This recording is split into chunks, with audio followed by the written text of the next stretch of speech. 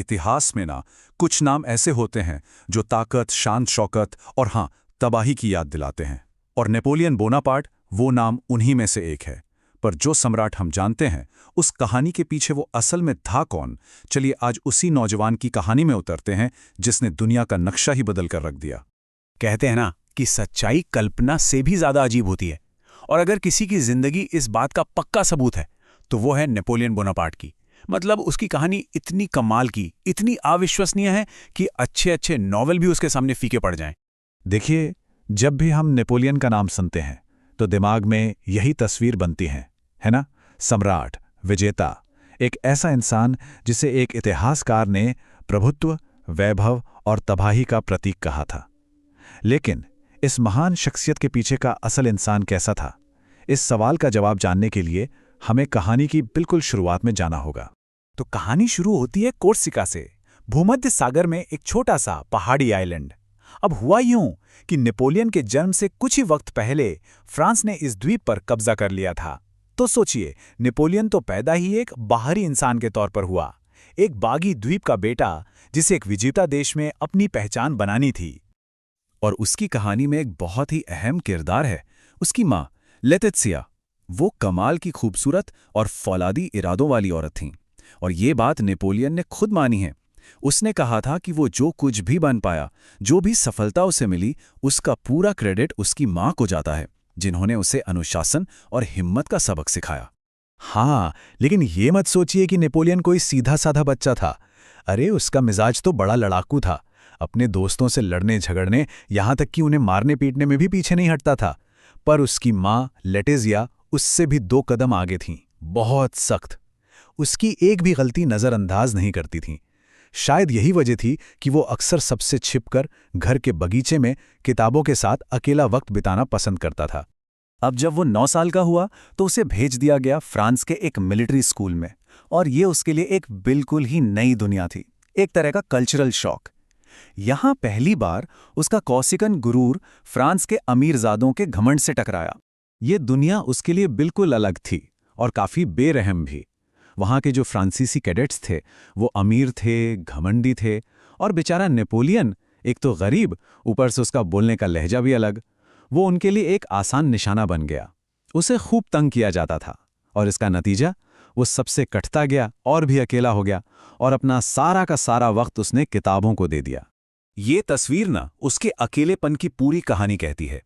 बाकी बच्चे जहां खेल के मैदान में होते थे, नेपोलियन लाइब्रेरी में मिलता था।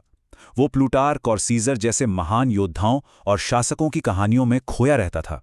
लेकिन वो सिर्फ कहानियां नहीं पढ़ रहा था, वो सीख रहा था कि साम्राज्य कैसे बनाए जाते हैं, सेनाओं को कैसे लीड किया जाता है। वो मन ही मन उन हीरोज की दुनिया में जी रहा था जिनकी तरह वो एक दिन बनना चाहता था। लेकिन फिर 1783 की सर्दियों में कुछ ऐसा हुआ जिसने सब बदल दिया। स्कूल में बर्फ के गोलों की एक मामूली सी लड़ाई हो रही थी और अचानक नेपोलियन ने कमान अपने हाथ में ले ली। उसने अपने साथियों को टीम में बांटा, उन्हें हमले और बचाव की रणनीति सिखाई, और देखते ही देखते वो बच्चों का खेल एक असली जंग जैसा लगने लगा। ये पहली बार था जब दुनिया ने उसकी छिपी हुई मिलिट्री जीनियस की एक झलक देखी और सबके सब हैरान रह गए। उसके टीचर्स की नज़र भी उस पर थी। वो देख रहे थे कि इस लड़के में कुछ तो खास है। एक स्कूल इंस्पेक्टर ने अपनी रिपोर्ट में लिखा कि उसका चरित्र दबंग, आवेगी और जिद्दी है, लेकिन साथ ही ये भी लिखा कि वो एक बेहतरीन नेवल ऑफिसर बन सकता है। और बस इसी रिपोर्ट के दम पर उसे पेरिस के सबसे बड़े और प्रतिष्ठित मिलिट्री स्कूल एकोल मिलिटेयर में दाखिला मिल गया। एक नौजवान ऑफिसर के तौर पर उसके शुरुआती साल बड़े उतार चढ़ाव वाले थे। एक तरफ गरीबी और अकेलापन, तो दूसरी तरफ आसमान छूने की ख्वाहिशें। वो इन दोनों के बीच अपना रास्ता खोज रहा था। बाहर से वो एक सैनिक था, पर उसके अंदर एक लेखक और एक क्रांतिकारी भी पल रहा था। उन शुरुआती सालों में गरीबी और अकेलेपन में उसे इतना तोड़ दिया था कि वो गहरे डिप्रेशन में चला गया। बात यहां तक पहुंच गई थी कि उसने अपनी डायरी में सुसाइड करने के बारे में लिखा। उसने खुद से सवाल किया, आखिर इस दुनिया में करने के लिए क्या है? सोचिए, जो इंसान आगे चलकर दुनिया जीतने वाला था, ये उसका एक कितना चौंकाने वाला और कमजोर लम्हा था। और उसकी परेशानियां सिर्फ अंदरूनी नहीं थीं, वो लोगों के साथ घुल मिल भी नहीं पाता था, थोड़ा अजीब सा था। एक किस्सा है कि एक बार एक लड़की ने उसके बड़े बड़े जूतों का मजाक उड़ाते हुए उसे पुस इन बूट्स कह दिया। बस वो जरा सा मजाक भी बर्दाश्त नहीं कर पाया और गुस्से से आग बबूला हो गया। एक घटना छोटी सी है, पर यह दिखाती है कि वो अपनी इज्जत को लेकर कितना सेंसिटिव था। और फिर फ्रांसीसी क्रांति की चिंगारी भड़की और इस आग ने सब कुछ बदल कर रख दिया। अचानक नेपोलियन खुद को सियासी साजिशों और जान के खतरों के एक भवंडर के बीच पाता है। हालात इतने खराब हो गए, हिंसा इतनी बढ़ गई कि उसके अपने ही परिवार को अपने घर कॉर्सिका से जान बचाकर भागना पड़ा। और जब नेपोलियन ने पेरिस में राजा के महल पर उग्र भीड़ को हमला करते देखा तो उसका रिएक्शन बिल्कुल साफ था। उसने कहा, यह क्या पागलपन है, कोई तोप से इन 400-500 लोगों को उड़ा क्यों नहीं देता। ये बात सुनकर रोंगटे खड़े हो जाते हैं। ये दिखाती है कि वो भीड़ के राज से कितनी नफरत करता था और किसी भी समस्या के लिए एक तेज और क्रूर एक्शन में यकीन रखता था। तो इसी अफरा तफरी और उथल पुथल के माहौल में नेपोलियन को जिंदगी का पहला बड़ा मौका मिला। साल था 1793। फ्रांस का एक बहुत जरूरी बंदरगाह था टूलोन। वहां के लोगों ने सरकार के खिलाफ बगावत कर दी और मदद के लिए अपने दुश्मन यानी ब्रिटिश नेवी को बुला लिया। अब हालात बहुत गंभीर थे। एक पूरा शहर बागी हो चुका था।